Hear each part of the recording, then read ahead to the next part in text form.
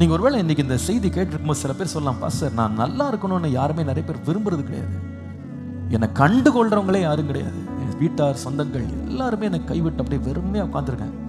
நம்மளெல்லாம் பத்தி நினைச்சிட்டு ஒரு ஆண்டவர் இருக்கிறாரு. நான்லாம் வளரணும், நான்லாம் பெருகணும், நான் நல்லா இருக்கணும், நான் வந்து உயரணும்னு என்னை பற்றி ஆர்வமுள்ள ஒரு ஆண்டவர் ஒருவர் இருக்கிறார். ஆனா கர்த்தர் இன்னைக்கு சொல்றாரு, உன்னுடைய காரியத்தில் கவனமும் கரிசனையும் ஆர்வம் உள்ள ஒரு தேவன் நான் இருக்கிறேன் என்று கர்த்தர் சொல்றார். நீ கவலைப்படாத, உன்னை உயர்த்துவதில் நான் வந்து கரிசனை உள்ளவராய் இருக்கிறேன். நம்மை பற்றி நினைக்கிறது ஒரு பக்கம் இருக்கட்டும். சில பேர் சொல்லுவாங்க, நான் நினைச்சேன் ஏதாவது செய்யணும்னு நினைச்சேன், மறந்துட்டேன்னு சொல்லுவாங்க.